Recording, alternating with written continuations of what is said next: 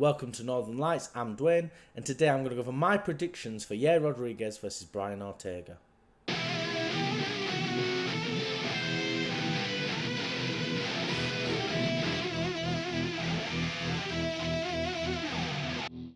We open the card with Brian Ortega versus Yair Rodriguez, which I think is going to be a great back and forth fight. I think they're at very, very similar levels as fighters, and I think it's going to be an exciting one. There's quite a lot on line for this fight, because if Yair Rodriguez can get a win against Brian Ortega, he'll likely get a title shot against Volk next, even though he doesn't necessarily deserve it, because who else in the division is there for Volkanovski to fight? It seems as though he's really got that whole division on lockdown. So if Yair can get a win tonight, he is going to get a title shot. I'm almost sure of it. Unless he has to fight Max Holloway again, which seems unlikely. Because then what, does Max Holloway just become a gatekeeper forever? But anyway, back to the actual fight. I think the big problem is Brian Ortega just takes too much damage. I think almost every fight I've ever seen him, apart from maybe Korean Zombie, his face is bust up. I'm not saying that he's going to get knocked out or anything like that, but I think Yair Rodriguez is a really good striker, a lot of volume, and I think it might be just a bit too much for Brian. But, saying that, Ortega could get him down and maybe submit him because he got very, very close to submitting Volk. But my prediction for that fight is Yair Rodriguez is going to win by decision. Next up, we've got Michelle Watson versus Amanda Lamos. I think Amanda Lamos is a really good fighter. I think she's a very high level, and of course she lost recently to Jessica Andrade in, to be honest, quite an embarrassing fashion.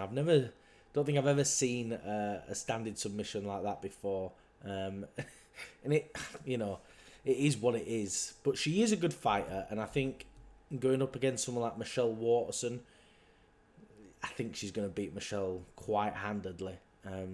Michelle Watson, she's a good fighter in her own right, but she is essentially a gatekeeper of that strawweight division. Name any fighter in that strawweight division and they've beaten her. Everyone in the top 5 has. And that's okay. It's fine to be at that level, just to be a mid-carder and gatekeeping those coming into the division.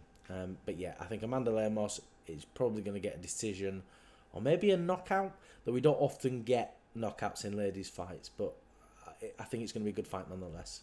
And we've got Jingling versus Muslim Cylokov. And, I'm a big fan of Lee. The Leech, I think he's a really exciting fighter. I think he's a very, very good striker. He's got that great knockout over Ponzinibbio. But he gets a bad rap, I think, because he got absolutely dominated by Neil Magny and then destroyed by Hamzat.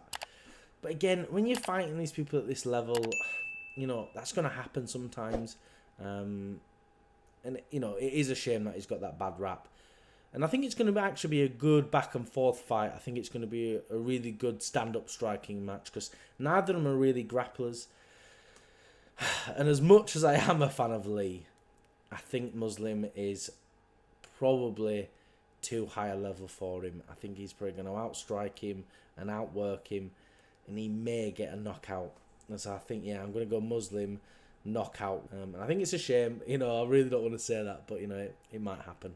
And we've got Shane Burgos versus Charles Jourdain.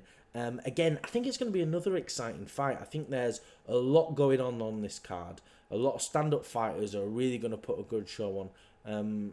I know Shane had that horrible knockout from Edson Barboza. I think that's one of the scariest knockouts I've seen, when he got kicked in the head and then he just sort of slowly fell backwards. This really weird delayed knockout.